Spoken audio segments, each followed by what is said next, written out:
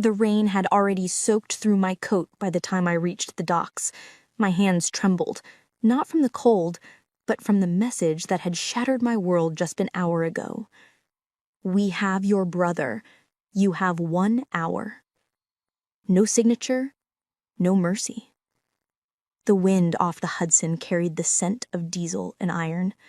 Cargo ships loomed like dark sentinels. Every sound, the slap of ropes, the creak of metal, felt like a countdown to disaster.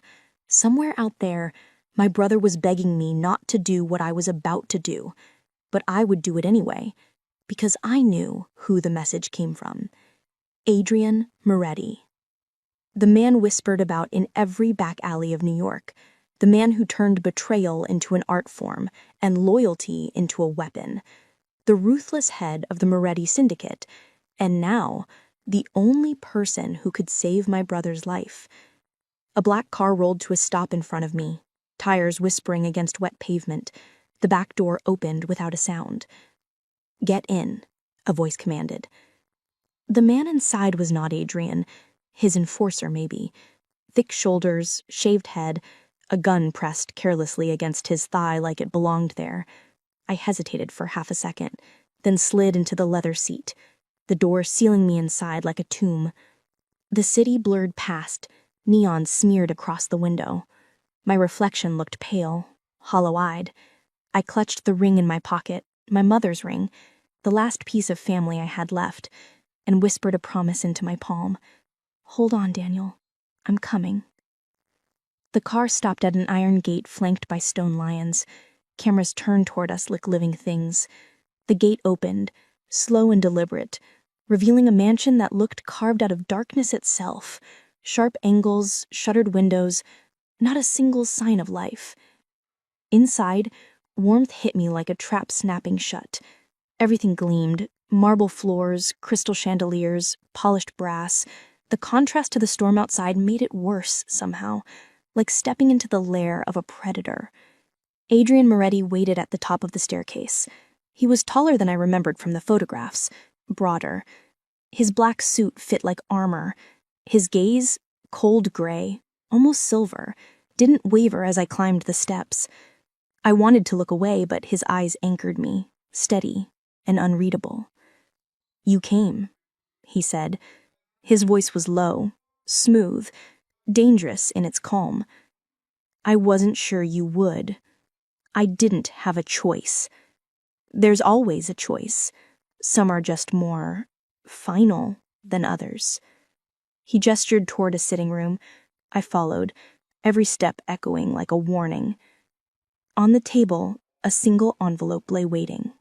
He picked it up, held it between 2 fingers, and tossed it toward me. Inside was a photo of my brother, bruised, bound, a gag across his mouth.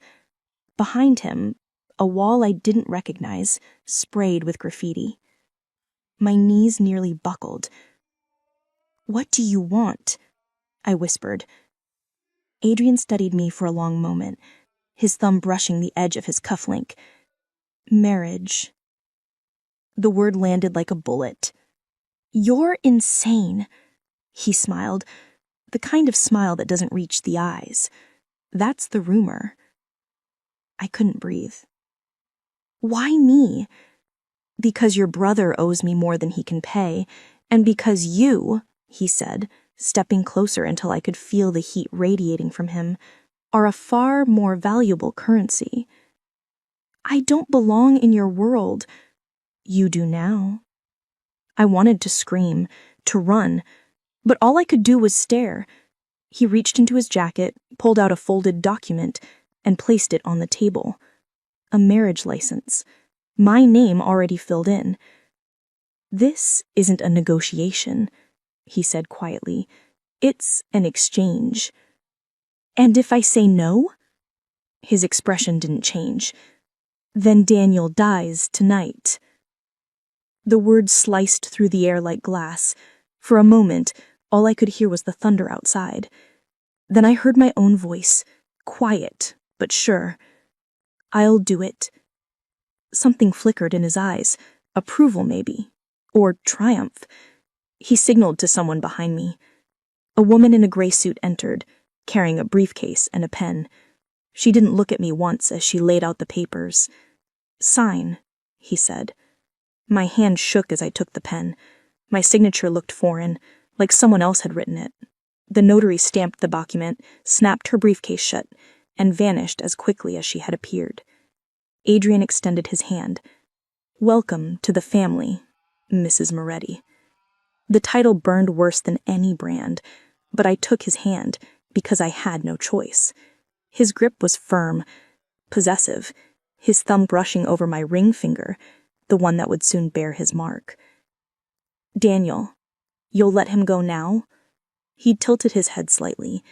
"He'll be returned to you tomorrow, safe, assuming you don't try anything foolish." "What does that mean?" "It means you stay here tonight." He turned toward the hallway. "Your room is upstairs. You'll find it's, comfortable." "I'm not your prisoner." "Of course not," he said without looking back. "You're my wife." He left me standing there, heart pounding, hands still trembling around the pen that had signed away my freedom. When I reached the room, I locked the door behind me. It was beautiful, too beautiful. A four-postered bed, white curtains, a balcony overlooking the storm. Every detail screamed control. Even the perfume on the pillow was wrong, something floral and cold. I pulled off my wet coat, sat on the edge of the bed, and let the silence press down. I thought of my brother's laugh, his stupid jokes, the way he'd promised me he'd stay out of trouble. I thought of how one mistake had led me here, to a stranger's mansion, to a marriage built on blackmail. Somewhere below I heard footsteps, steady, unhurried. Adrian's, maybe. I whispered to myself, just one night, then Daniel will be free. But a part of me already knew the truth. Adrian Moretti never gave without taking something greater in return, and by morning, he would own more than my name. He would own me. Morning came gray and slow, like the sky couldn't decide whether to rain again or let the sun through. I hadn't slept. Every creak of the mansion had kept me alert. Each shadow on the wall, every whisper of the wind through the curtains. Somewhere deep down, I expected someone to open the door, to tell me it was over, but the Nambrel never turned. When I finally rose, the dress I'd worn the night before was still damp. A knock startled me. "Breakfast is served, Mrs. Moretti," a woman's voice said through the door. Polite, detached. I opened it to find a maid dressed in gray. Her eyes lowered. "Downstairs, ma'am. The master is waiting." The master. The word hit like a slap. The dining room was all glass and gold, a view of the gardens that stretched beyond the high iron fence. Adrian sat at the head of the table, reading something on his phone. He looked up when I entered. One brief glance that felt like a scan, like he was assessing every weakness. "Good morning, wife," he said. His voice was steady, unreadable. "Sit." I did, though my stomach turned at the sight of the food. Eggs, fruit, coffee poured into bone-white china. "Daniel?" I asked, ignoring the plate. "Alive," he said. "For now." "For now?" My hands clenched around the napkin. He didn't answer immediately. Instead, he set his phone aside and leaned back in his chair. "You'll see him tonight, after our marriage is formalized." It was formalized last night. His mouth curved slightly. "On paper. I prefer something less bureaucratic." I stared at him. "You mean a wedding?" "Something like that." He sipped his coffee, unhurried. "You'll wear white. My people will attend. Appearances matter, even in my world." "In your world," I said bitterly, "where blackmail counts as romance." That earned the smallest flicker of amusement in his eyes. "You're brave. I like that. Most women wouldn't have come." "I'm not most women." "No, you're not." For a moment, neither of us spoke. The only sound was the rain easing off outside. He studied me the way someone studies a chessboard, calculating, patient, deadly. Finally, he said, "You should know something, Eliza. I don't take kindly to betrayal." "Neither do I." "Then we'll get along just fine." He rose, placing his napkin beside his plate, and left the room without another word. The rest of the morning passed like a dream I couldn't wake from. A woman named Livia appeared with boxes, silk gowns, heels, jewelry that glinted like ice. She never said who had chosen them, but I knew. By the time I looked at myself in the mirror, I barely recognized the reflection. My hair curled softly over my shoulders, my dress whispering with every movement. I looked like someone else, someone born into the kind of wealth I had only ever glimpsed from the outside. When I descended the stairs, Adrian was waiting at the bottom. His suit was black, tailored within an inch of perfection. No tie, just that open collar and the kind of confidence that didn't need embellishment. His gaze lingered as I approached, traveling over the gown, the necklace, the way my hands trembled before I forced them still. "You clean up well, thanks to your staff." He offered his arm. "Smile, Mrs. Moretti. We're in love, remember?" The words twisted something sharp in my chest. "Are we?" He didn't answer, just guided me through the hall and out towards the courtyard, where rows of chairs and white flowers waited. The ceremony was small, but staged for show. His men in tailored suits, a priest who looked like he'd seen too much, a string quartet playing softly in the background, every detail choreographed. When the vows began, my voice almost failed. My mind flickered with images of Daniel, of him bound and bleeding in that photo. So I forced the words out, each one tasting like ash. "I do." Adrian's "I do" came without hesitation. When he slid the ring onto my finger, his touch lingered, warm, deliberate, claiming. He leaned close enough for only me to hear. "You belong to me now." The crowd clapped politely, as if we were some society couple instead of two people bound by fear. Cameras flashed, champagne poured, and I smiled because that was what I was supposed to do. But behind my smile, my heart raced. That night, the mansion buzzed with quiet celebration. The guests had gone, but the tension hadn't. I found Adrian in his office, standing by the window, his reflection caught in the rain-smeared glass. "Where's Daniel?" I asked. "You promised I could see him." He turned slowly. "You will?" "When?" "When I know I can trust you." My breath hitched. "Trust me? You forced me into this." He crossed a room in 3 strides. "You think I wanted a wife? You think this was my idea of fun?" His tone dropped, dangerous and low. "You're leverage, Eliza. But you're also a liability. I'm still deciding which one wins." "Then decide fast, because my brother doesn't have time for your games." He stepped closer, close enough that I could feel the heat of his breath. "Careful," he said softly. "I like fire, but I also know how to put it out." Something in his eyes, some shadow of pain, made me hesitate. For just a heartbeat, I saw the man beneath the monster, and that, somehow, scared me more. Why him? Why Daniel? His jaw tightened. He made a deal with the wrong people, stole from me to pay another debt, That kind of thing doesn't go unpunished. He didn't mean intent doesn't erase consequences. Then, after a pause, he's alive because of you. Remember that. He brushed past me, heading for the door. Where are you going? I demanded. To make sure your brother stays that way. And then he was gone, leaving the scent of his cologne and the echo of his words behind.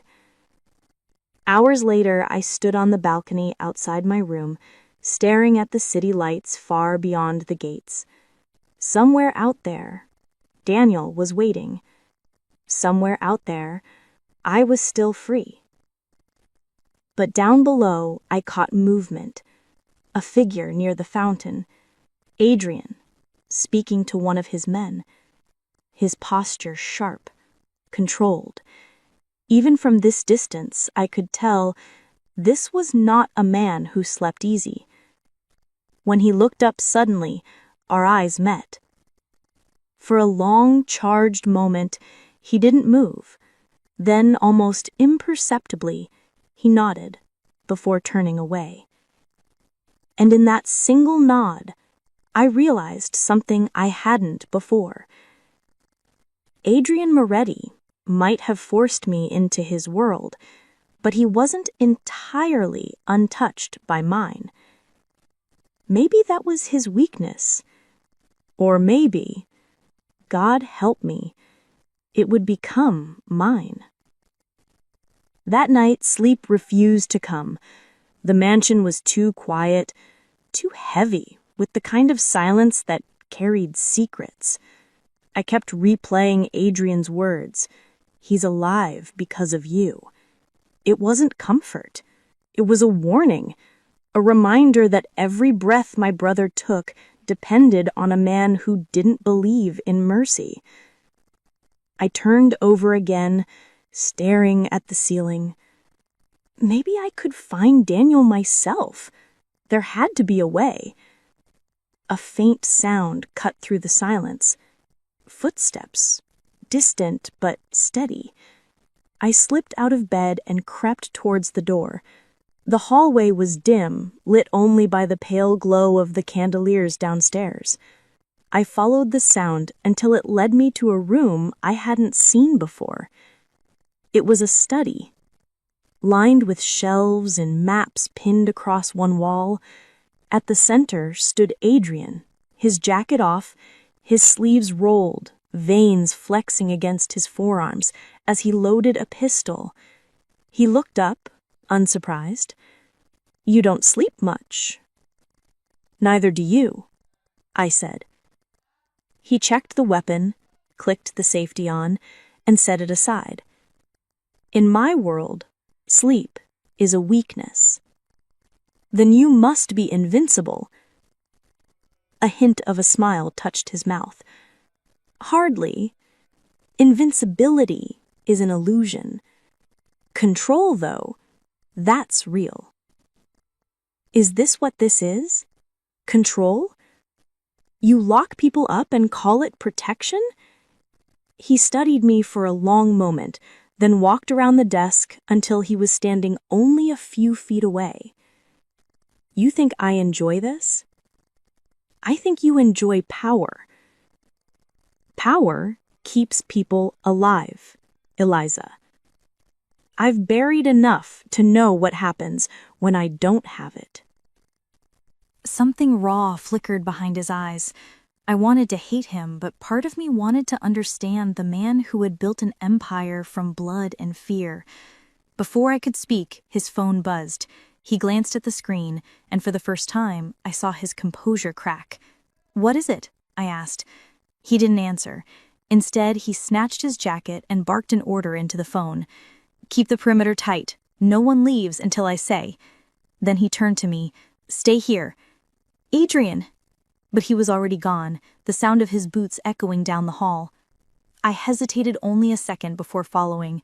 The corridor opened into the foyer, and through the glass doors I saw headlights flooding the drive.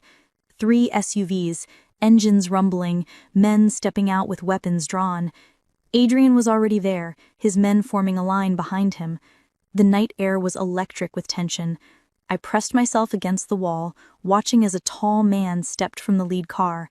Blonde, smug, too smooth to belong anywhere near this much danger. "Gavin," Adrian said, his voice sharp, "you're a long way from Jersey. I came to return a favor. You took something of mine." Adrian's jaw flexed. "If you mean the shipment you tried to steal, it's mine by right." "I wasn't talking about that," Gavin said, his gaze sliding past him, toward me. My blood turned to ice. Adrian followed the look, his body tensing. "Inside," he ordered without looking at me. I didn't move. "Who is he?" "No one you need to know." Gavin smiled. "Oh, she'll want to know. Her brother made a deal with me first, promised me the same loyalty he gave you. Funny thing about loyalty, it gets expensive." Adrian's men raised their weapons. Gavin's did the same. For a breathless second, no one moved. Then Gavin said, "Tell you what, Moretti, let her go, and I'll forget your brother's debt." Adrian laughed once, cold and short.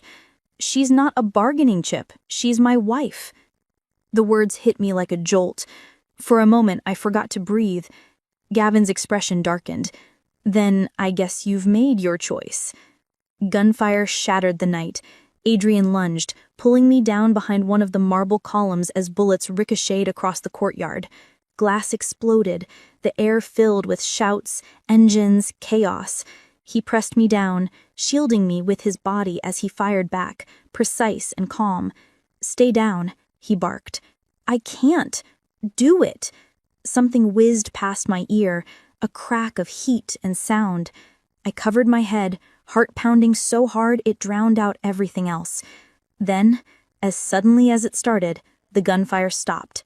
Adrian stood, breathing hard, smoke curling from his weapon. Gavin's men were gone, retreating into the night. A few of Adrian's guards moved to secure the gate. He turned to me, checking for wounds, his hand gripping my chin to tilt my face toward the light. "You're not hurt?" "I'm fine," I said, though my voice trembled. He didn't believe me. His thumb brushed a smear of dust from my cheek, lingered there a second too long. "You shouldn't have come down here," I snapped. And I did. The anger in his eyes wasn't at me, it was at himself. "Was that about Daniel?"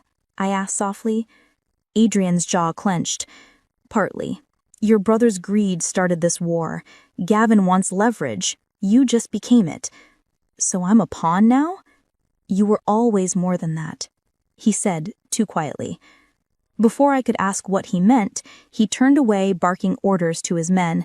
I caught fragments, double patrols, secured the perimeter, no one leaves the grounds. When he finally looked back at me, something in his expression had hardened. "You're moving into my room." "What?" "It's the safest place in the house. You'll stay where I can see you." "I don't want..." "It's not up for debate." He started toward the stairs, and after a long second, I followed. His room was larger than my entire apartment. Dark wood, steel accents, a wall of glass that overlooked the city. It smelled faintly of smoke and cedar. "Bathrooms through there," he said, nodding toward a door. "Closet stocked.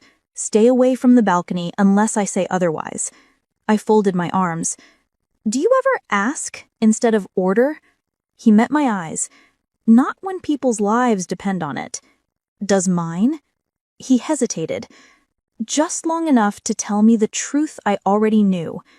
"Yes." He moved to the window, looking out over the grounds. The light from the city cast sharp lines across his face. Hard, beautiful, dangerous. "I'll get Daniel back," he said finally. "But when I do, you'll still be my wife." "Until when?" He turned then, his gaze locking on mine. "Until I decide it's safe for you to leave." I swallowed hard. "And if it never is?" A slow, unreadable smile curved his lips. "Then you'll never leave." And for the first time, I couldn't tell if that terrified me or thrilled me. Morning sunlight spilled through the tall windows, warm and bright against the cool marble. For the first time since I'd arrived, I saw the mansion in daylight, less like a fortress, more like a museum of secrets. Everything gleamed, but nothing felt alive. I woke in Adrian's bed, though we hadn't slept close. He'd taken the couch by the window, half in shadow, gun resting on the table beside him. Even asleep, his body looked coiled, ready to strike.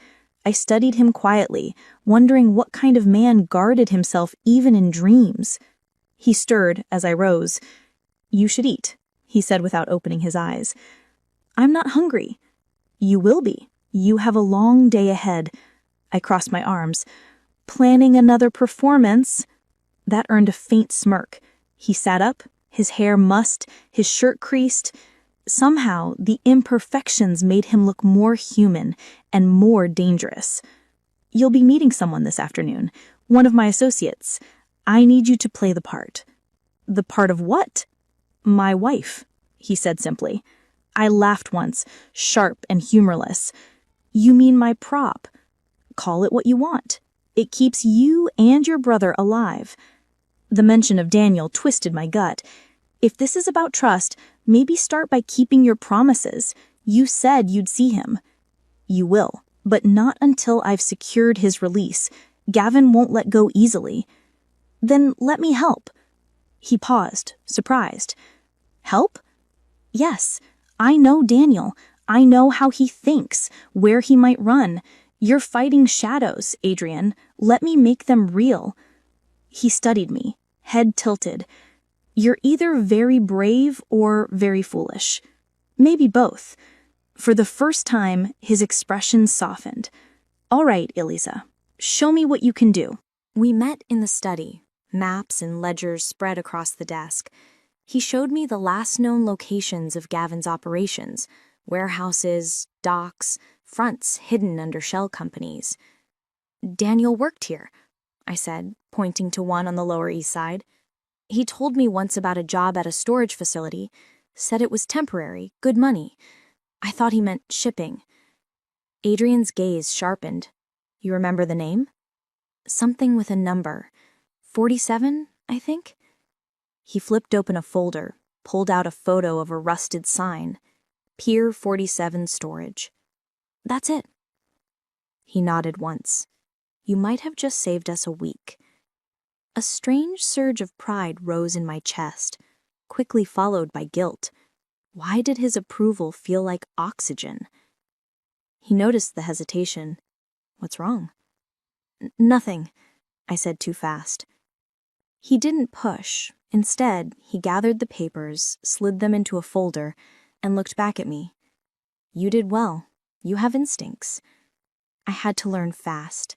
When your family owes half the city money, survival becomes an instinct. His expression shifted. Something unreadable flickered behind his eyes. "You and I aren't so different, Eliza." "I think we are." "Maybe, but we both protect the people we love, no matter the cost."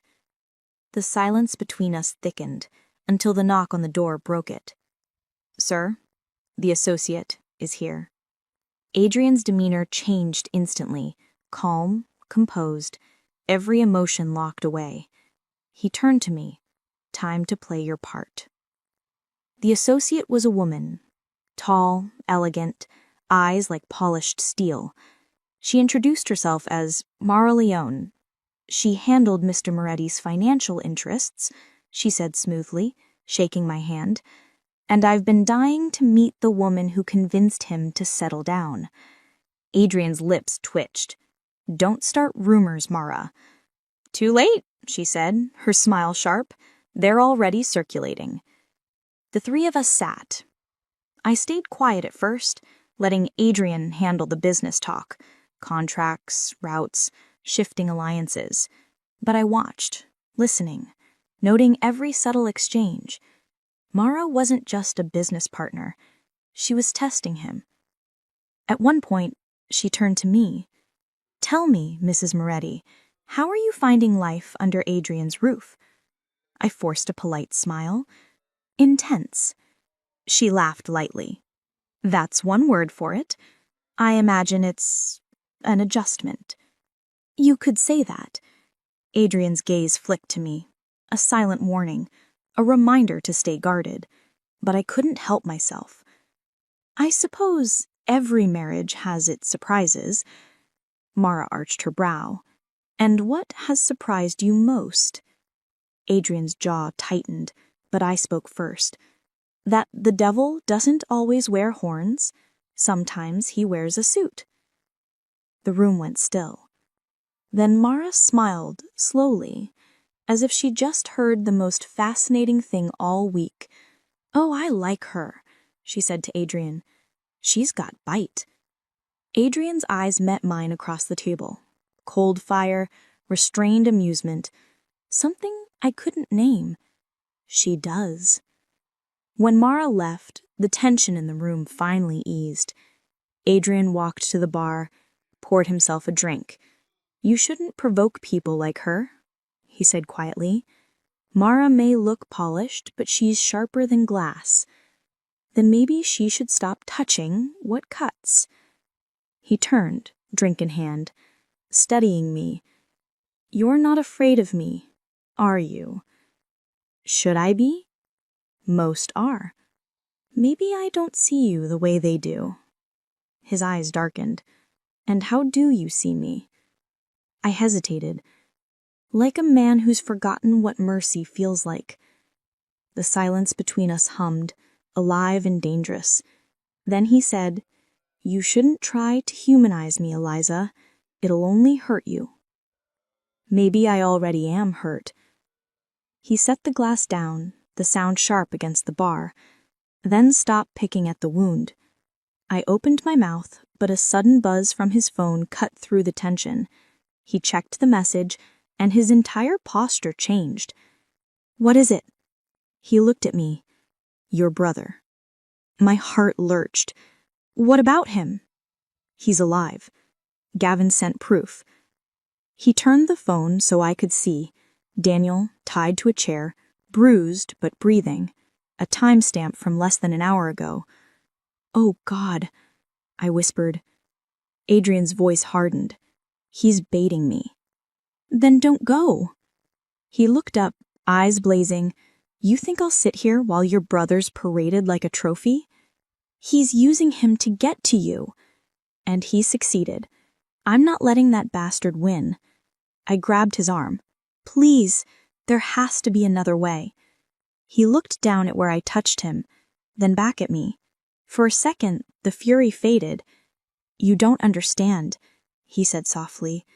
Gavin doesn't stop. Not until someone makes him. Then let me go with you. He froze. Absolutely not. I'm not asking your permission. Eliza, either you take me, or I find my own way there. He stared at me, the war behind his eyes raging silently. Finally, he swore under his breath. You'll do exactly what I say. No heroics. I nodded, and for the first time, we were on the same side. The drive to the docks felt like moving through a pulse of dread. Rain streaked across the windshield, turning the city into a blur of gray and neon. Adrian sat beside me, silent, his jaw tight, one hand resting near the gun at his hip. The convoy followed, 2 black SUVs full of his men. Every time we stopped at a red light, their headlights glowed like watchful eyes behind us. I wanted to say something, anything, to break the tension, but the air between us was thick with unsaid things. Fear, guilt, something dangerously close to trust. You're sure it's Pier 47? He asked finally, voice low. Yes. If it's a trap. I know. He glanced at me, then, quick and sharp. You shouldn't be here. Neither should you. The corner of his mouth twitched, but he said nothing more. When we reached the waterfront, fog hung low over the bay, swallowing sound. The pier stretched ahead, rusted containers, flickering floodlights, the distant echo of gulls. Adrian motioned for his men to fan out. Stay behind me, he ordered. I told you I can handle myself. I don't doubt that, but Gavin doesn't play fair. We moved carefully, boots crunching over gravel. Somewhere in the distance, a chain clattered, metal against metal. I caught a glimpse of movement, a shadow slipping behind a stack of crates. Adrian lifted his gun instantly, signaling his men. Then, from the far end of the pier, a voice rang out. "Moretti!" It was Gavin. He stepped into the light, smirking, a cigarette burning between his fingers. Two of his men dragged someone forward. My brother. Daniel looked broken. His face was bruised, one eye swollen shut, a trickle of dried blood on his lip, but when he saw me, his entire body jerked. "Eliza?" His voice cracked. What are you doing here?" My heart stuttered. "I came to get you." Gavin's grin widened. "How sweet. Family reunion?" Adrian's tone was pure steel. "Let him go, Gavin." "You think you can order me?" Gavin blew out a puff of smoke, gesturing lazily. "See, that's your problem. You think everyone listens when you bark. But me? I like to watch you sweat. Don't test me. Or what? You'll shoot me in front of your pretty little wife?" Adrian's expression didn't change, but I saw the muscle twitch in his jaw. Gavin's men shoved Daniel to his knees. "How about we make this fun? I'll trade him for her." Adrian didn't hesitate. "Not happening. Then you'll lose them both." The gun pressed against Daniel's head. I gasped, taking a step forward before Adrian's arm shot out, holding me back. "Stay behind me," he said, again, voice low and deadly calm. "Adrian," I said, "stay." The next few seconds blurred. A gun went off, not near us, but somewhere to the left. Then chaos exploded.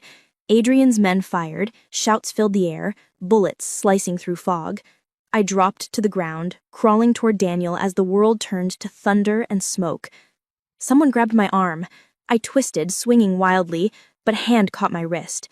"Eliza, stop. It's me." "Daniel." He pulled me close, shaking, blood on his knuckles. "We have to go." "Adrian?" "He's busy being a hero," Daniel spat.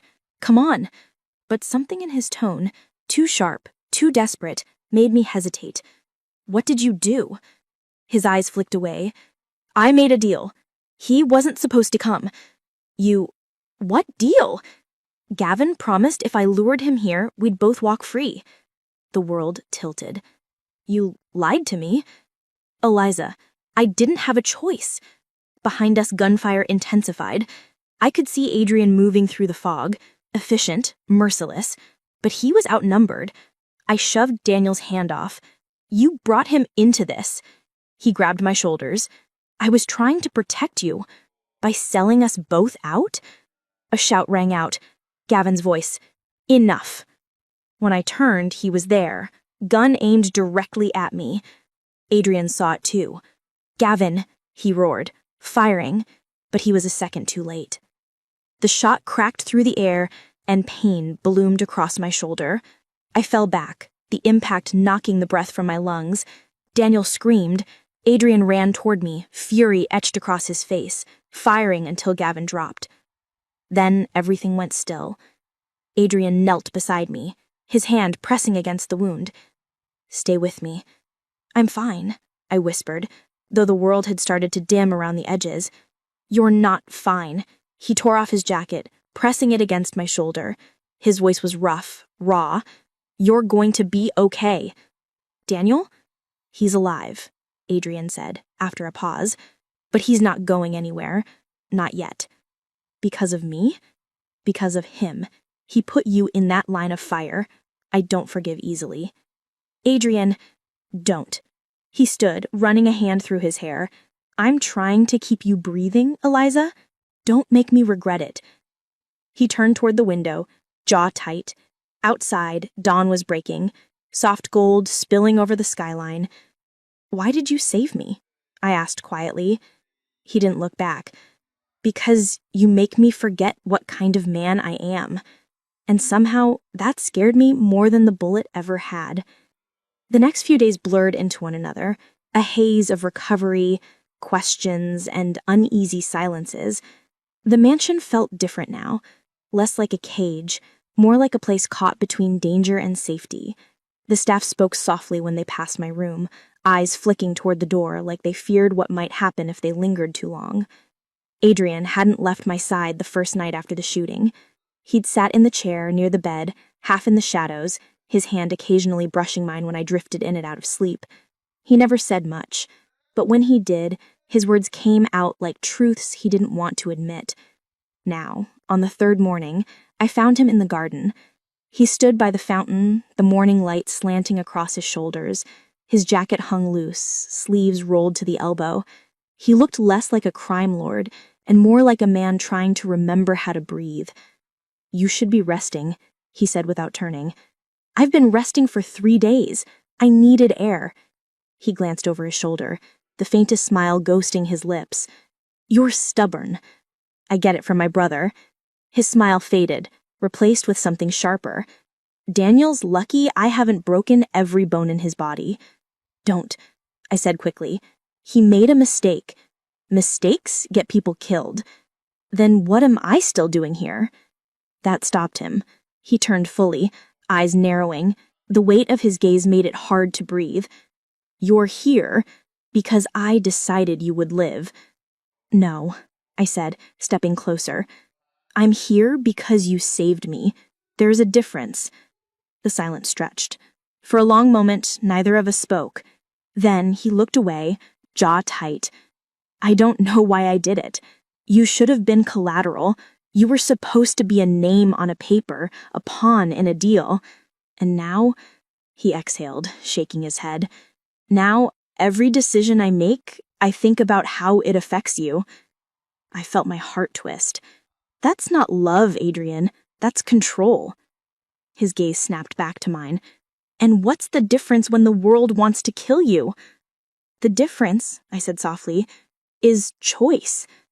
He stared at me like he wanted to argue, then turned back to the fountain, his reflection rippling in the water.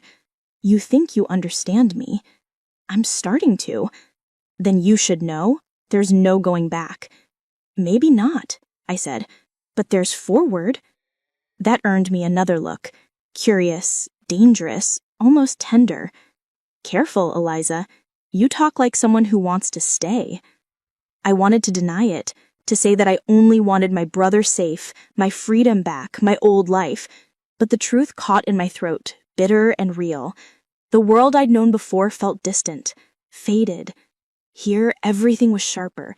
Every emotion, every glance, every risk. "I just don't want either of us to lose ourselves," I said finally.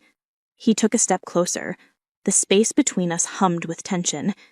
"Maybe that's already happened." Before I could answer, his phone buzzed. He glanced at it, and the shift in his expression was immediate. Calm, cold, calculating. The mask was back. "What is it?" I asked.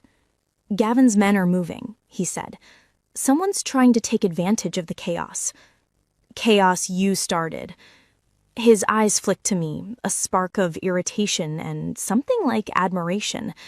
"You never miss a chance to challenge me, do you? Maybe I like reminding you that you're not untouchable." He smirked faintly. "Remind me again later. For now, I need to handle this." "Then let me come." He laughed under his breath. "You were shot 3 days ago. I'm fine." "You're not fine," he said sharply, "and you're not coming." I folded my arms. "You need someone who thinks differently, someone Gavin won't expect." He considered me for a moment, his gaze thoughtful. "You really don't know when to stop, do you? Not when my brother's life is still hanging in the balance." That earned me silence. Then, finally, he said, "Fine, you'll stay in the car. You don't move unless I say." Agreed.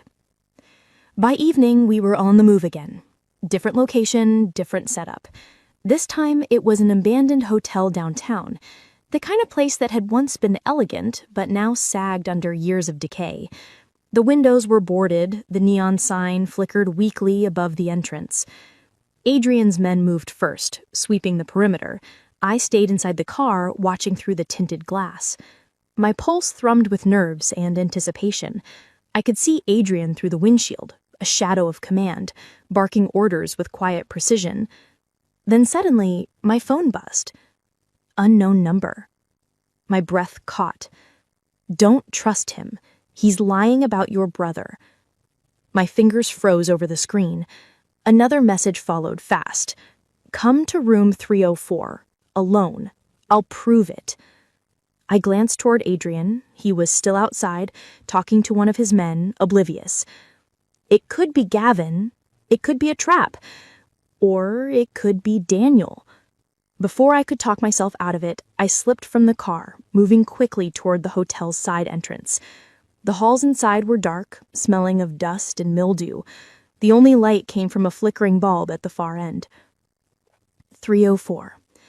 Each step echoed too loud, my heart hammering in sync with my footsteps. When I reached the door, I hesitated. My hand shook as I turned the handle. The room was dim, curtains drawn. A figure stood near the window. Daniel? I whispered. The man turned, and my heart stopped. It wasn't Daniel. It was Gavin. Miss me, he said with a grin. Before I could run, two of his men appeared behind me. One grabbed my arms, pinning them. Gavin stepped closer, his smile widening. You're a hard woman to get alone. Adrian is very possessive. What do you want? The truth, he said smoothly. Your brother, he's not in Moretti's custody anymore. He's gone. Dead, most likely. I shook my head. You're lying. Am I? He held up a phone, tapping the screen. A video started playing, grainy footage of a body bag being zipped shut, blood smeared across the pavement. I couldn't breathe. No! Moretti never told you, did he? Oh, sweetheart, you really did marry the devil. Something cold and hollow spread through me. I didn't want to believe it, couldn't believe it. But the look on Gavin's face was pure triumph. You're lying, I repeated, though my voice cracked this time. He leaned in, his breath warm against my ear. Then ask your husband. And before I could speak, a gunshot split the air. One of Gavin's men dropped instantly. The other scattered. Adrian burst through the door, fury carved into every line of his face. Touch her again, and I'll end you. Gavin laughed, stepping back. Always the hero. Adrian fired once more, grazing his arm. This isn't a game. Oh, but it is. And you're losing. Then he was gone, crashing through the back window as his men followed. Adrian rushed to me, grabbing my face, his hands rough but careful. Are you hurt? I shook my head, trembling. He said Daniel's dead. Adrian's eyes darkened. He's lying. Are you sure? His silence told me everything I didn't want to know. The silence after Adrian's pause was worse than any scream. It pressed in from all sides, thick and cold, like the air itself refused to move. I could hear the faint ringing in my ears from the gunshots, but beneath it, something heavier. His breathing, slow and deliberate, like he was holding something back. Adrian, I whispered, my voice breaking. Tell me the truth. He didn't look at me. His hand, still gripping the gun, trembled ever so slightly. You don't need to see that video again. Answer me. He finally looked up. The gray of his eyes was darker now, clouded by something I couldn't read. Regret? Anger? Guilt? Maybe all of it. He's gone, Eliza. The floor tilted. For a moment, I thought I might faint. The world around me blurred. The smell of gunpowder, the sound of distant footsteps, the soft crackle of glass under Adrian's boots. All I could hear was the echo of that word. Gone. I stumbled back until I hit the wall. No, you're lying. You're... He tried, he said, cutting me off. His voice wasn't sharp anymore. It was hollow. We found the safe house 2 hours after Gavin sent the first photo. Daniel was already gone when we got there. My knees gave out. I sank to the floor, pressing my hands to my mouth as if I could keep the scream inside. It didn't work. It tore through me anyway, raw and silent. Adrian moved toward me, but I shoved him away. You knew, and you didn't tell me. He didn't deny it. Why? Why didn't you tell me? Because you would have run, and Gavin would have used that to kill you too. I laughed, a broken, bitter sound. So you lied to me instead? Made me think he was still alive? I was trying to protect you.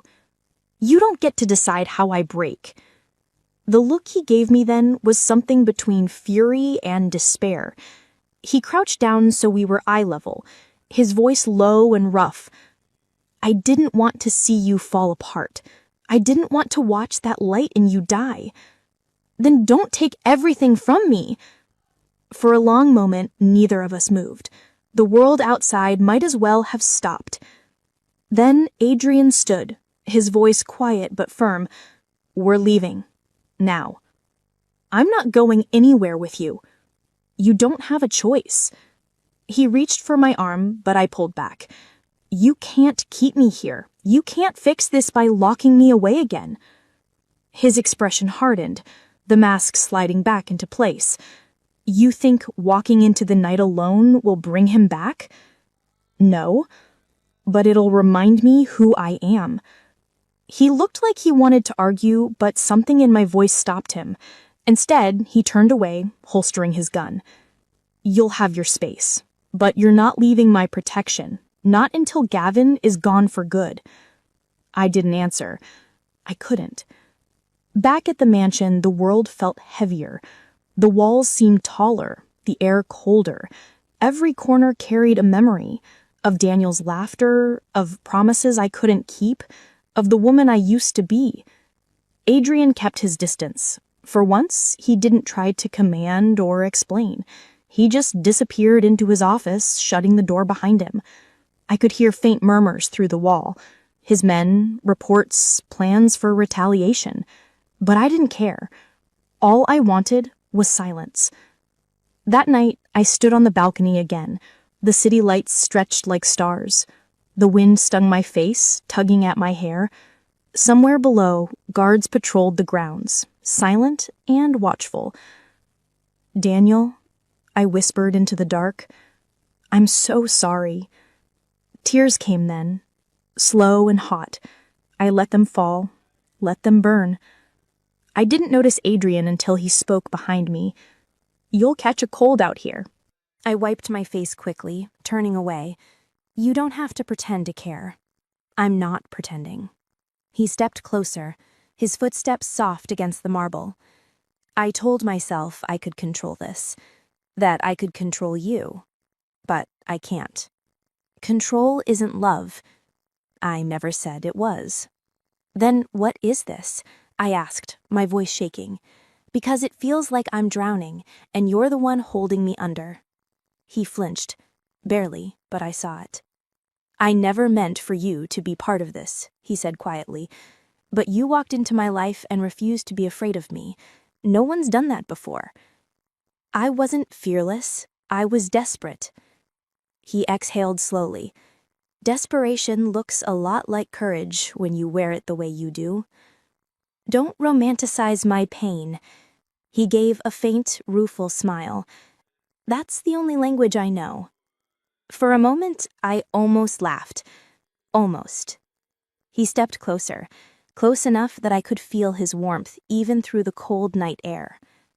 Eliza, he said softly, you can hate me all you want, but you're not alone anymore.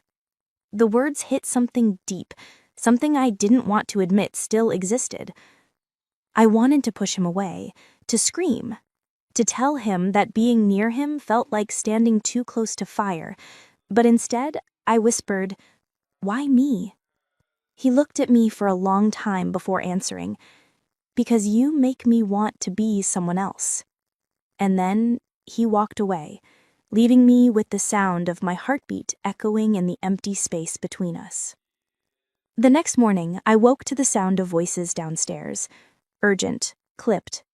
Adrian's men were gathered around the table, maps spread, the tension thick enough to taste. Adrian stood at the head of the table, all command again. The softness from last night was gone. Gavin's moving shipments through the East River tunnels. We hit him there, we end this. One of his men hesitated. Sir, after what happened... I don't care, Adrian snapped. He's not getting away again. I stepped into the doorway. You're going after him? Adrian looked at me. Yes. Then I'm coming. No. You can't stop me, I said, crossing my arms. He held my gaze, and for once there was no anger, only exhaustion. You don't even know what you're walking into. I know exactly what I'm walking into. The man who killed my brother. Something in my tone must have reached him, because after a long silence, he nodded once. Then you stay behind me, always. It wasn't forgiveness. It wasn't trust. It was something else. A shared purpose forged from loss and fury. And for the first time, Adrian Moretti and I were no longer enemies bound by a contract. We were soldiers, marching toward the same war. The tunnels beneath the East River were colder than I imagined, narrow arteries of rust and shadow, dripping with the slow heartbeat of leaking pipes. The air reeked of salt, metal, and gasoline. Our footsteps echoed in rhythm, a quiet promise that this time it would end. Adrian moved ahead of me, flashlight slicing through the dark, gun drawn and steady. His men fanned out behind us, silent professionals who knew death could come from any direction. Stay close, he said without looking back. I am close. Closer, he muttered. I swallowed a bitter smile. Even here, at the edge of a gunfight, he couldn't stop controlling every breath I took. But when his light flickered across the concrete wall and caught a streak of red, fresh blood smeared like a warning, I understood why. Trap? I whispered. He nodded once. Most likely. Then why are we still walking into it? Because I'm done hiding. There was something in his tone, steel wrapped around grief, that silenced me. We moved deeper. The tunnel opened into a cavernous loading area, where old tracks met a cluster of freight containers. The hum of generators filled the air, and standing in the center of it all, waiting like a devil in his throne, was Gavin. Well, well, he said, his voice echoing. The happy couple finally joins the party. Adrian raised his gun. You're running out of places to hide. I don't hide, he said easily. Unlike you, I don't need to play house to feel powerful. Though I can't blame you. She's worth the trouble. Don't, Adrian growled. Or what? You'll shoot him in front of her again? Come on, Adrian Moretti. She already knows what you are. Tell me, sweetheart, did he at least confess how your brother died? I flinched. Gavin saw it and grinned wider. Ah, so he didn't. Shut up, Adrian warned. He ignored him. Let me guess. You think your brother died bravely, fighting back? No, he begged, pleaded, said your name until he couldn't breathe. Enough! Adrian's voice cracked through the space like thunder. But the damage was done. My pulse roared in my ears. Is it true? I whispered. He didn't answer. Answer me! He closed his eyes briefly. He died protecting you. By working for you, I shot back. By getting caught between your war and your pride. By giving me the chance to save you, he said fiercely. That's what he wanted. You. Gavin clapped slowly, mock applause ringing off the walls. Touching, really. Almost makes me regret killing him. Adrian fired before he finished the sentence. The shot hit Gavin's shoulder, spinning him back against a crate. Chaos erupted, his men diving for cover, Adrian's responding in kind. Bullets tore through the air, sparks lighting the dark. Stay down, Adrian barked, shoving me behind a steel pillar. I crouched low, heart hammering, trying to count the shots. Every blast felt like the world collapsing 1 decibel at a time. "Adrian!" I shouted over the noise. "We can't win this way." "Stay where you are."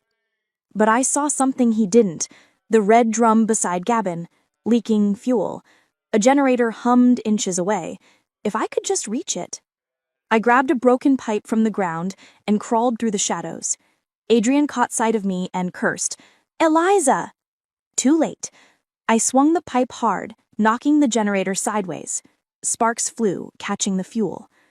The explosion ripped through the tunnel, heat and light swallowing everything. The blast threw me backward, slamming me against the ground. For a second, there was nothing, just ringing, smoke, the taste of metal on my tongue. Then arms, strong, shaking, dragging me up. "Adrian." "You are insane," he shouted, his voice hoarse. "You're welcome," I gasped. He laughed once, breathless and disbelieving. "You could have died." "So could you." He stared at me, fury and awe warring behind his eyes. "You're going to be the death of me. Maybe we'll call it even." Behind him, fire licked the walls, swallowing the crates. Gavin was gone, disappeared into the smoke. Adrian cursed under his breath. "He's not dead. Then we finish this another way," I said, gripping his arm. He looked at me, really looked at me, and something in his expression softened. "You sound like me. Maybe I finally understand you." He shook his head, a tired smile ghosting across his lips. "God help us both." Hours later, we were back at the mansion. The fire crews would find nothing but ash and lies at the docks. Gavin had vanished again, leaving a trail of chaos and rumors. But for the first time, Adrian Moretti didn't seem invincible. He poured 2 glasses of whiskey and handed one to me. His hands still trembled slightly, though he tried to hide it. "You shouldn't have done that. You're welcome again." He gave a quiet laugh. "You keep saying that like it makes me less furious." "It doesn't," I said, sipping the whiskey, "but it makes you less terrifying." He leaned against the bar, watching me through the dim light. "You know, you could have run. No one would have stopped you. I thought about it. And I realized I'm not done yet." His brow furrowed. "With what?" "With you." The silence stretched. Then slowly he crossed the room, stopping just in front of me. The air between us shifted, thick, electric. His hand lifted, brushing a stray lock of hair from my face. "I don't know what this is," he said quietly, "but it's not supposed to happen." "Then stop it." He didn't.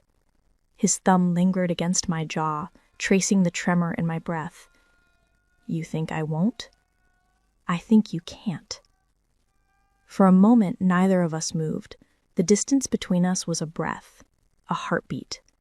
Then he leaned in, slow enough that I could stop him, but I didn't. His lips met mine.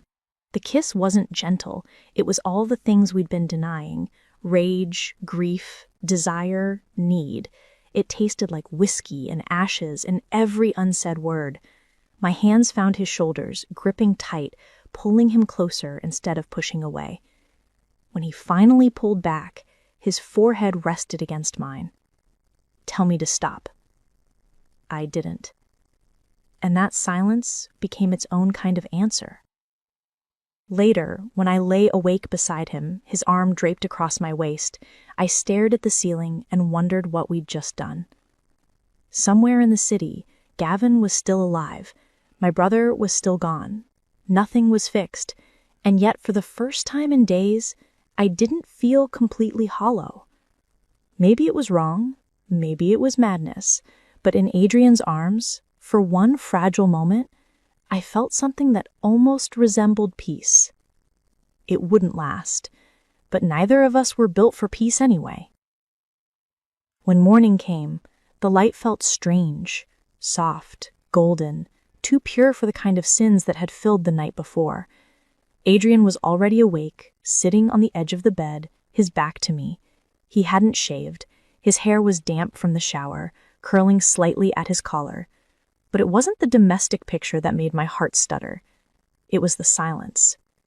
He was thinking, and when Adrian Moretti thought, people usually died. "You're leaving," I said quietly. He didn't turn. "I have to." "Because of Gavin?" "Because of everything." He finally faced me, gray eyes unreadable. "You've done enough." "I'm not a liability." "You're a distraction," he said, not cruelly, just like he was stating a fact. "And if Gavin gets even a whisper that you're with me again, he'll use it." I swallowed the sting. "So what? You're locking me up again?" "I'm sending you away, somewhere safe." I laughed softly, disbelieving. "Safe doesn't exist in your world." His jaw clenched. "Then we'll build one." He meant it. That was the terrifying part. Adrian Moretti could will worlds into existence just by deciding they would bend. But I wasn't one of his empires. "You can't protect me from this, and you can't make me disappear just because it's easier than facing what we've done." He rose from the bed, towering, that familiar, controlled fury simmering behind his eyes. "You think this is easy for me?" "Yes," I said, meeting his gaze. "You make everything look easy, even breaking people." He stopped then, the anger slipping for just a breath. "I don't want to break you." "Then don't send me away." The silence stretched, tense and fragile. I saw it, his conflict, his pride wrestling with something he didn't know how to name. Then his phone buzzed. He looked at it once, and whatever tenderness had lived in his expression vanished. "They found something," he said. "Gavin made a move." "What kind of move?" He hesitated. "One that changes everything." We left the mansion within the hour. The convoy was smaller this time, just one SUV, fewer men. The air felt colder, heavier, like even the weather knew what was coming. Adrian didn't speak for most of the drive, eyes fixed on the road ahead. I wanted to ask questions, but his silence warned me not to. When we finally stopped, we were outside an old warehouse on the outskirts of Brooklyn. It looked abandoned, graffiti on the walls, windows shattered, but inside it was humming with power. Servers, monitors, men moving with purpose. "This is where I built it," Adrian said as we stepped in. "My first operation, before the money, before the name." I looked around. "Built what?" "My empire," he said simply. "And now Gavin is trying to burn it down." His second in command, a man named Luca, approached. "Sir, we traced Gavin's call last night. It came from one of your old properties." "Which one?" He hesitated. "The Queen's townhouse." Adrian froze. I didn't understand at first, but the way his face hardened told me everything. "That was my mother's house," he said quietly. "No one was supposed to know it still existed." "Maybe someone told him," I said. He turned slowly, eyes locking on mine. "Maybe." I shook my head. "No, you don't think—" "I don't know what to think anymore," he said. "Every move I make, he's there. Every safe house, every coded channel. It's like he's reading my mind. Or he's inside your circle, someone close." He didn't deny it. "Luca, double the security on all communications. Nobody leaves this building until I say." "Yes, boss." I followed Adrian as he climbed the narrow staircase to his office, overlooking the floor. Maps and photos covered the wall, lines connecting names, places, numbers. He paced in front of them like a man caught between fury and logic. "He's baiting me," he muttered. "He knows I'll come for that house." "So don't," I said. He looked at me, surprised. "You think I'll just let him desecrate the one thing I have left?"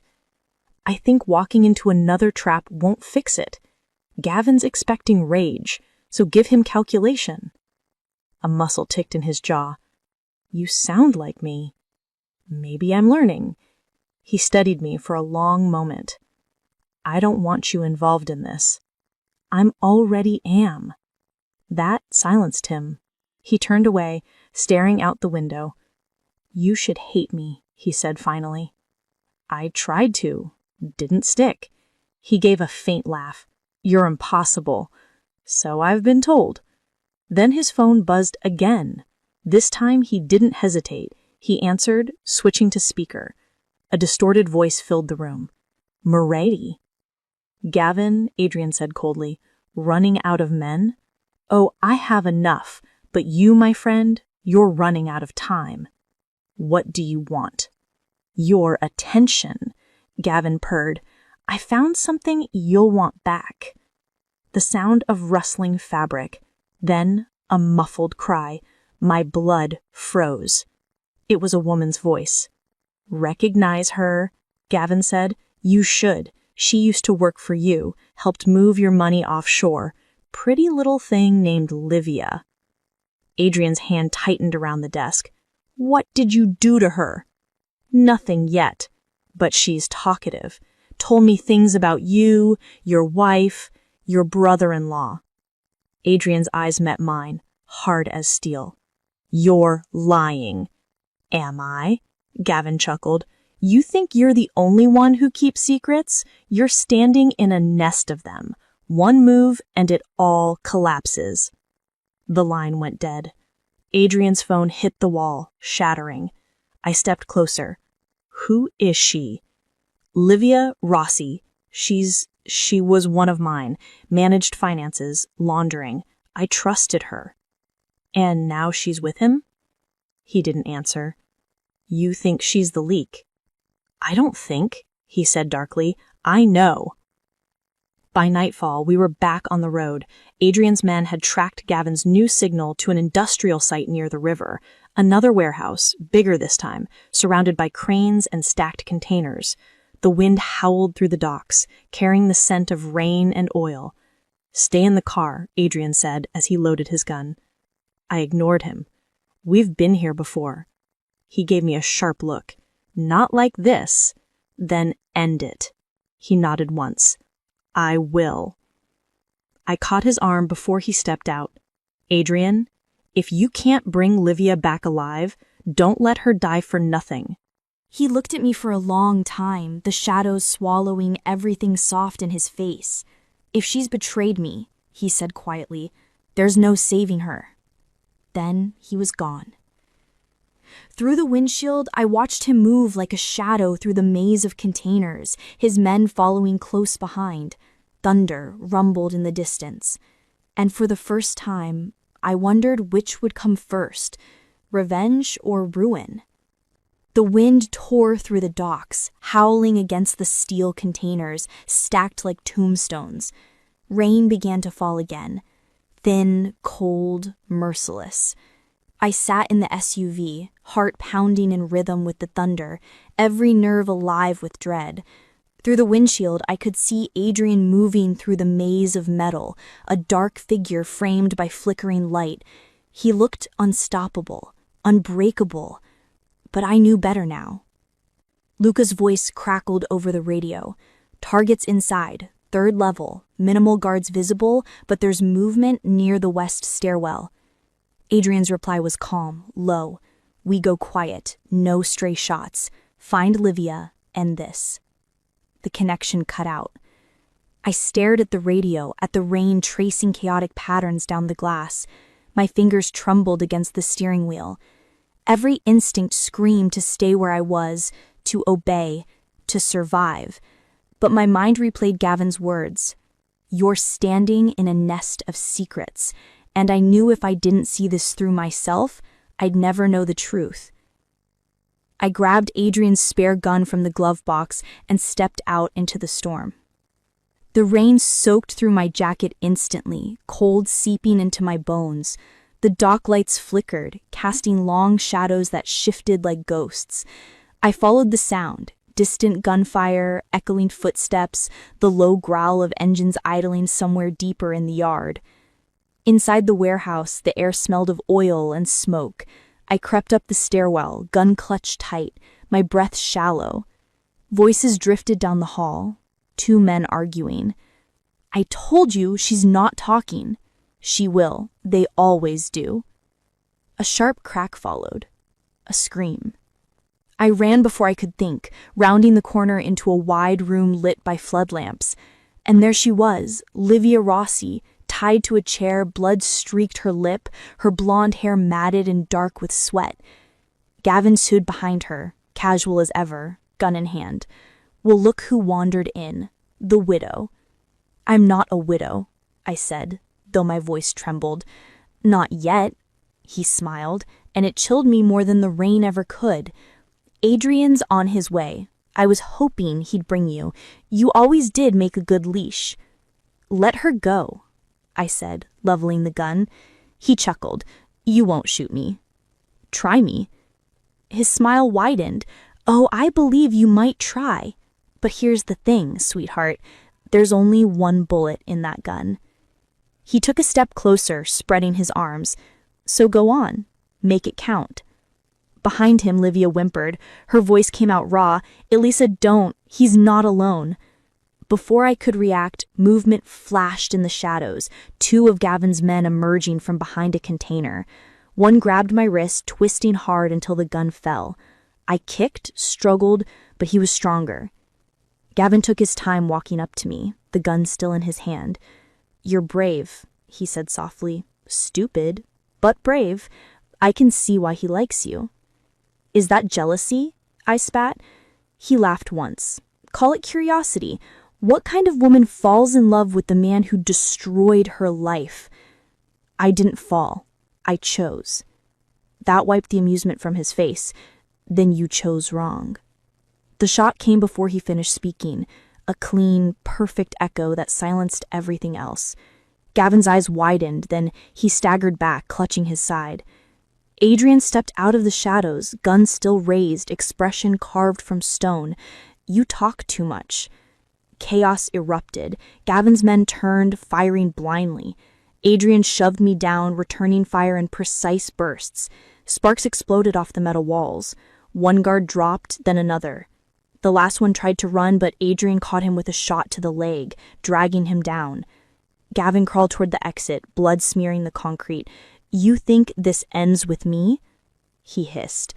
You'll never outrun what you built, Moretti. Adrian didn't respond. He just aimed and fired once. The sound was final. For a long time, no one moved. The air smelled like gunpowder and iron. Rain dripped through a hole in the roof, each drop echoing in the quiet. Finally, Adrian lowered his gun. It's over. Livia let out a sob. He made me. He said he'd kill my family. Adrian knelt, cutting her bindings. You should have come to me. I couldn't, she whispered. He had everything, every account, every contact. He said he would expose it all. Adrian's expression didn't change, but his voice softened. You're safe now. I stood, my legs shaky, staring at Gavin's body. Safe, I repeated under my breath. The word felt foreign, fragile, like it didn't belong to us. Adrian turned toward me, his eyes unreadable. You shouldn't have come. I'm welcome, I said again, though it sounded weaker this time. He almost smiled. Almost. You have a habit of disobeying. Only when I'm right. He reached out, brushing a strand of wet hair from my face. You're alive. That's all that matters. Is it? I asked. Because every time you say that, someone else ends up dead. Something flickered in his eyes. Pain, maybe, or shame. You think I don't know what I've done? I think you're too used to surviving to realize what it costs. He didn't answer. Instead, he turned toward his men, barking orders to clear the scene. Livia was escorted out first, shivering under a blanket. Adrian stayed behind, silent, staring down at the body on the floor. When he finally looked back at me, his voice was quieter. It's done. Gavin's gone. But it's not over, I said. He nodded once. No, it never is. We drove back in silence, the city lights blurred through the rain, turning the windows into streaks of gold and gray. I watched Adrian's reflection in the glass, the sharp jawline, the eyes fixed on something far away. When we reached the mansion, dawn was breaking. The world outside looked clean again, washed by the storm. But inside, the weight of what we'd done hung between us like fog. I turned to him as we stepped through the door. "What happens now?"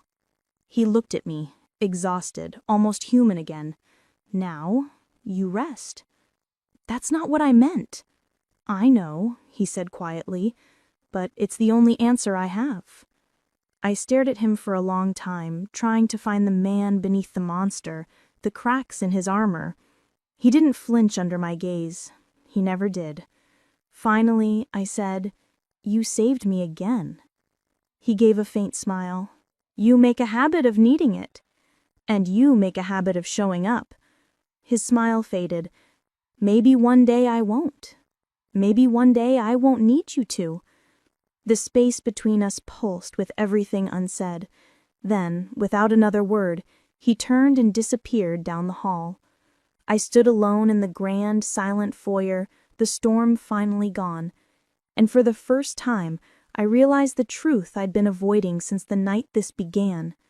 I wasn't sure if I wanted to be free of Adrian Moretti, or if I was already too far gone to ever be.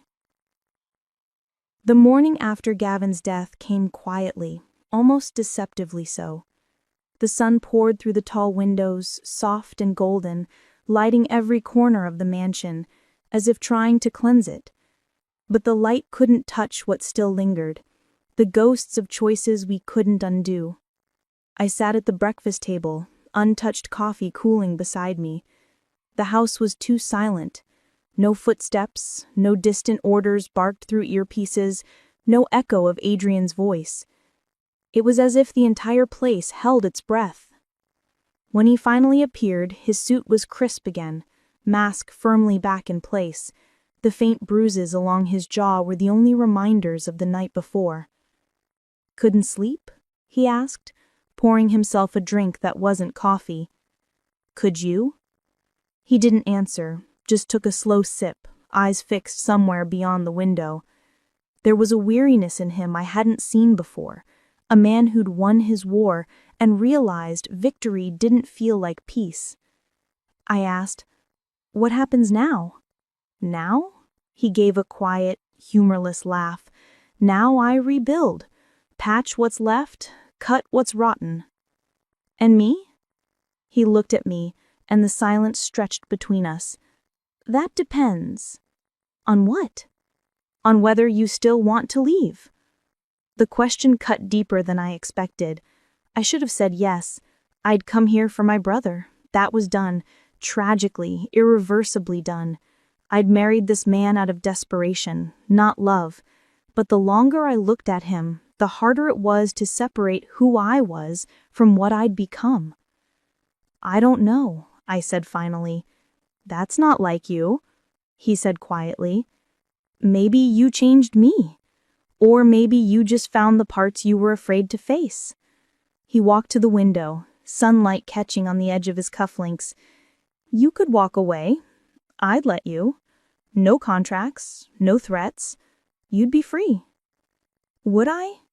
He turned, eyes sharp again. "Isn't that what you wanted?"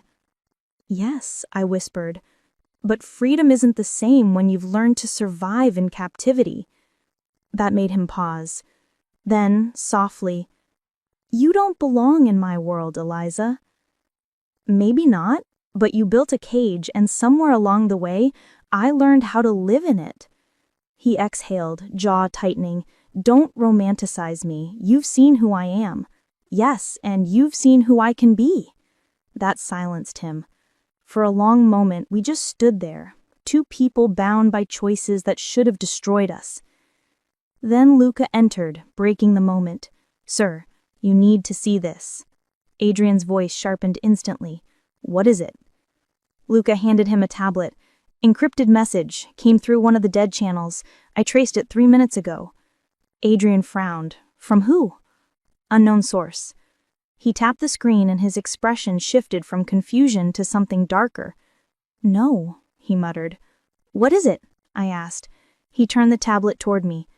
On the screen was a single image, a man, bruised but alive, sitting in what looked like a small concrete room. My breath caught. Daniel. Impossible, Adrian said. I saw the reports. The video began to play. Daniel looked straight into the camera. Eliza, if you're seeing this, I'm alive. But I won't be for long.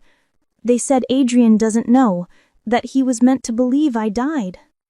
The footage cut to static. I turned to Adrian, trembling. You told me he was gone. He looked pale, furious at himself. I believed it.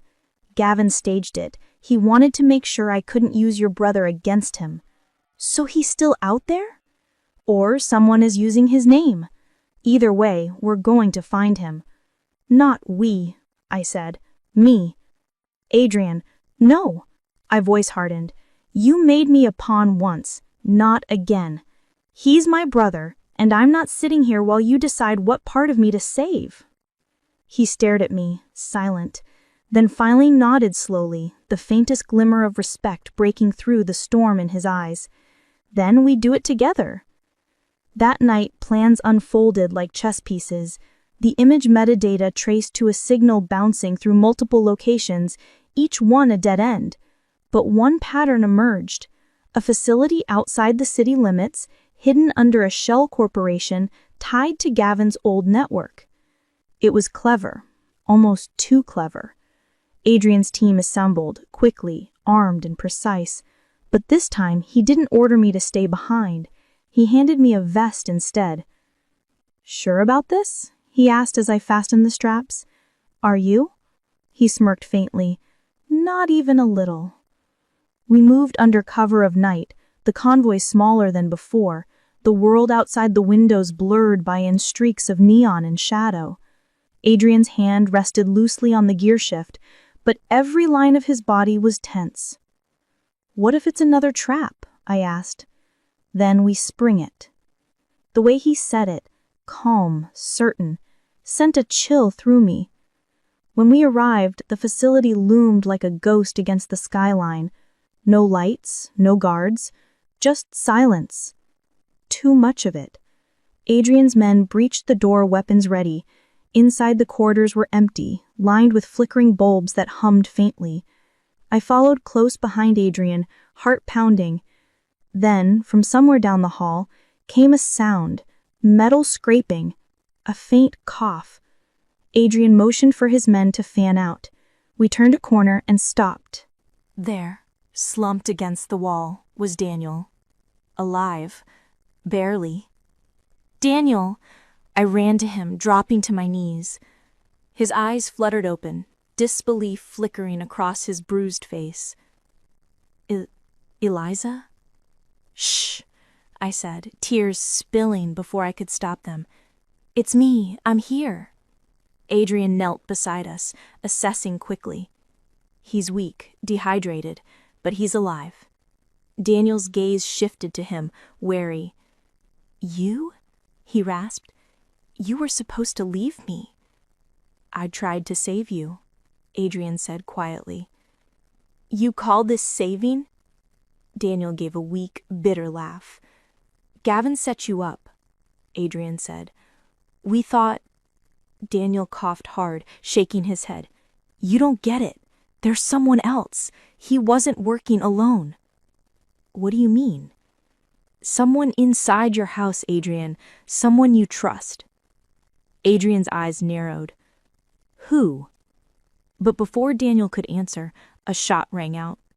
Sparks exploded from the wall beside us. Adrian threw himself over Daniel, dragging both of us down. From the darkness, a voice called out. Smooth, cold, familiar. Nice to see you finally put the pieces together, boss. Luca stepped into the light, gun aimed directly at Adrian's chest. For a moment, time froze. The sound of that familiar voice, smooth, calm, laced with betrayal, shattered the air more than the bullet had. Luca stepped closer, his gun unwavering, his expression chillingly serene. The man who'd been at Adrian's side for years, his shadow and shield, now looked at him like prey. I was wondering how long it would take. You've built your empire on control, Adrian, but the one thing you could never control was loyalty. Adrian stood slowly, one arm extended protectively in front of me. His other hand hovered near his holster, but he didn't draw. Not yet. You've been feeding Gavin information, Adrian said. His voice was steady, but I could hear the fury coiling beneath it. Why? Why? Lucas smiled faintly. Because you forgot who made you boss. You think you built this alone? You think you're some untouchable king? You stepped on everyone who helped you climb, including me. You had everything. Power, money, loyalty. Loyalty? Luca laughed. I gave you everything. Years, blood. You gave me scraps. So I made a better deal. Gavin, Adrian said. He offered you a throne that doesn't exist. No, he offered me freedom, the one thing you never would. He turned his gaze to me then, sharp and calculating. And her. You made her part of this mess too. You really are losing your edge. Put the gun down, Luca, Adrian said quietly. You're making a mistake. Oh, I already made one. I waited too long. Then he pulled the trigger. The blast echoed through the concrete hallway. Adrian staggered back, clutching his side, the bloom of red spreading fast across his shirt. My scream tore through the air before I could stop it. Adrian! He fell to one knee, blood dripping between his fingers. Luca turned the gun toward me, smirking. Don't worry, Mrs. Moretti. I'll take good care of what's left of his empire. Maybe even keep you around for the nostalgia. I moved without thinking. My hand found Adrian's dropped weapon before my fear could stop me. I fired once. The shot hit Luca's arm, spinning him back. He howled, dropping the gun. Adrian lunged despite the wound, tackling him to the ground. They struggled. Two predators locked in a death dance. The sound of fists and fury filled the air. Luca was strong, but rage gave Adrian strength I'd never seen. He slammed him against the wall, again and again until the concrete cracked. Then he pressed the gun against his former friend's chest. Tell me why I shouldn't end you right now, Adrian growled. Luca spat blood, laughing. Because I'm the only one who knows what's coming. What does that mean? Adrian demanded. You think Gavin was the end? He was just a piece. There's someone bigger, someone watching everything. Who? Luca's grin returned, teeth red. You'll find out soon enough. Adrian's eyes darkened. No, you'll tell me now. But Luca's hand moved fast, too fast. He yanked a small blade from his boot and slashed forward.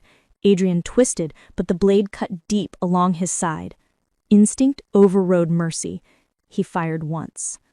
Luca slumped against the wall, a look of disbelief frozen on his face. Then nothing. For a moment, all I could hear was my heartbeat. Wild, frantic. Then I was at Adrian's side, pressing my hands to his wound. Stay still, I said, panic clawing at my throat. You're losing too much blood. He gave a weak laugh. You always say that. I mean it this time. He winced as I pressed harder. You're bossy when you're scared. Then I must be terrified. Daniel stirred nearby, groaning as he pushed himself upright. We need to move. Now. He was right. Luca's gunfire would draw attention. Adrian's men were somewhere outside, but we couldn't wait. I hooked my arm under Adrian's shoulder, helping him stand. I can walk, he muttered. Sure you can. Just humor me. We stumbled through the hallway, every step leaving streaks of blood.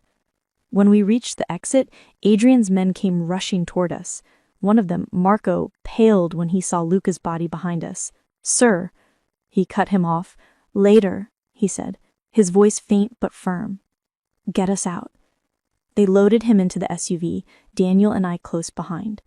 The ride back was a blur of sirens, static, and adrenaline. I kept pressure on his wound, refusing to let go even as his eyes fluttered.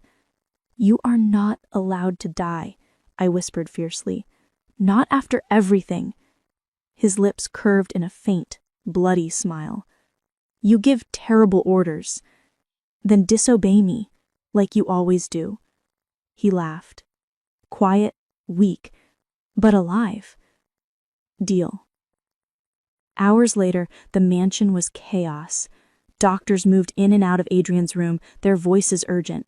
I waited outside, my hands still stained with his blood. Daniel sat beside me, pale and silent. When the door finally opened, one of the doctors approached. "He'll live. Barely. You got him here just in time." I let out a breath I didn't know I'd been holding. Daniel looked at me. "You care about him." It wasn't a question. I stared at the closed door. "I shouldn't." "But you do." "Yes, and I don't know what that makes me." He didn't answer. He didn't have to. We both knew the truth. Love and destruction had always walked hand in hand in this world. When I finally went into Adrian's room, the night was deep again, moonlight spilling across the sheets. He looked almost peaceful, the lines of pain softened by sleep. I sat beside him, brushing his hair back from his forehead. "You're too stubborn to die, and I'm too stubborn to leave." His eyes opened then, slow and hazy. "I told you, cages suit you." "Maybe," I said softly, "but you're the one who built the key." He smiled faintly, then winced. "Luca?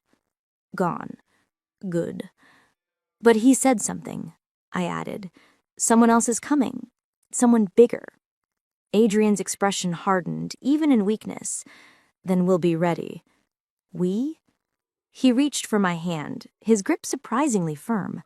"You married me to save your brother, but now you're part of this, whether you like it or not." I looked down at our intertwined hands. "And if I walk away?" "Then I'll find you, not to cage you, just to make sure the world doesn't swallow you whole." I smiled through the tears I refused to shed. "That sounds like a threat." He shook his head, his eyes already heavy with sleep again. "No, Eliza, it's a promise." As he drifted off, I sat there, watching him breathe, wondering when love had become indistinguishable from danger. Outside, the first rumble of thunder rolled across the sky again, low and distant like a warning. Somewhere out there, another storm was coming, and this time I wasn't sure either of us would survive it. The following days unfolded like a fragile ceasefire between two storms. The mansion became a recovery ward, a command center, and a confession box all at once. Doctors came and went, men spoke in hushed tones, and the air buzzed with quiet preparation. Adrian slept through most of it, his body healing, but his empire restless. Every time I passed his door, I felt the strange gravity of it, like stepping too close to something that could burn you alive.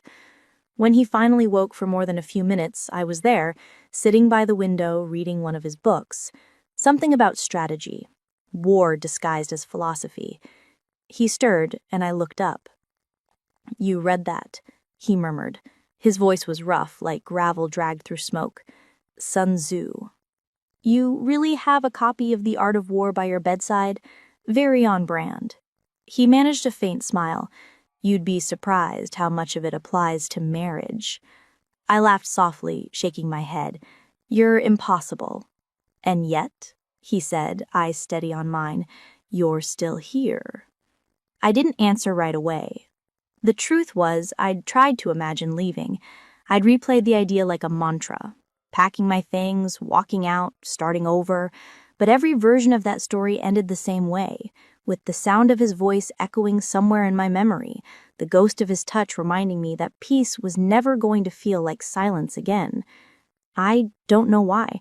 I should hate you. Maybe you do. You just hate me less than you need me.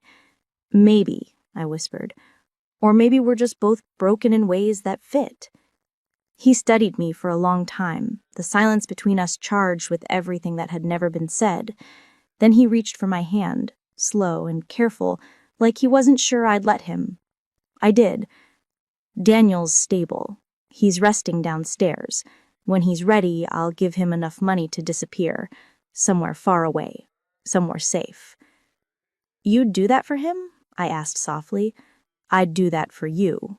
He said simply. It was the first time his words didn't sound like a deal. Not power, not leverage, just truth. 2 nights later, the storm returned. Thunder rolled across the horizon as the power flickered in the mansion. I found Adrian in his office, standing by the window again, staring into the rain. His wound had healed enough for him to move freely, but his eyes had that same haunted focus, the calm before another war. They'll come, he said without turning. Luca wasn't lying. There's someone else behind all of this. I stepped closer. Then tell me what you know. He turned toward me, jaw tight. There's a name that keeps showing up in old records. Silvano. Used to be a ghost in the business, one of the old families thought to be dead. If he's resurfacing, then everything Gavin did, the leaks, the attacks, it was just groundwork. So this isn't over. It never is, but this time I won't drag you into it. Too late. I'm already here. He gave a quiet laugh. You don't know when to quit. Neither do you. He crossed the room, stopping just inches from me, then promised me something. What? If I don't make it, if this ends the way most things in my life do, walk away. Don't become me. I met his gaze. Then don't make me watch you die trying to be something you're not. Something shifted in his expression then, an exhaustion, an honesty I'd never seen before. He leaned in, his forehead resting against mine, the storm outside flashing white against the glass. I don't deserve you, he whispered. Good, because I'm not a reward. He smiled faintly, and for a heartbeat, the world felt quiet again. Later that night, I found Daniel sitting by the fire, a blanket draped over his shoulders. He looked stronger, though the light in his eyes had dimmed. The weight of everything we'd lost sat between us like a third presence. You're leaving, I said. He nodded. I have to. If I stay, it'll never end. Maybe it won't, even if you go. He gave a small, broken smile. At least I'll die somewhere that isn't painted in his colors. I looked down. He's not all bad. No, Daniel said. He's worse, because he makes you forget you deserve better. His words cut deeper than I wanted to admit, but he wasn't wrong. Adrian was the wound I kept choosing to reopen. Take care of yourself, I said quietly. He squeezed my hand once before standing. You too, sis. Don't let him turn you into his shadow. And then he was gone. By dawn, the mansion was silent again. Adrian hadn't slept. I could hear him moving in the study below, the quiet rustle of papers and glass. When I finally went to him, the first rays of light were cutting through the storm clouds, turning everything silver and sharp. He looked up as I entered. He's gone. Yes. Good, he said softly. He deserves a chance at something clean. And you? He smiled faintly. I stopped believing in clean a long time ago. I stepped closer. Then believe in me instead. That caught him off guard. For a moment, he just stared at me, like he was seeing something he didn't know how to name. Then he reached out, his fingers brushing the back of my neck, pulling me closer. Careful, Eliza, he whispered. That sounds a lot like love. Maybe it is. Or maybe it's just survival. He laughed, low and tired. Either way, it's ours. The storm finally broke outside, sunlight spilling through the windows as the rain faded into mist. For the first time in months, the air didn't feel like it was suffocating me. We stood there, 2 people bound by blood, betrayal, and something far too dangerous to name. The world outside was rebuilding itself, one fragile second at a time. And maybe, just maybe, we would too. Because in the end, I hadn't just married the ruthless mafia boss to save my brother. I'd married the man who refused to let me go. And somehow, somewhere,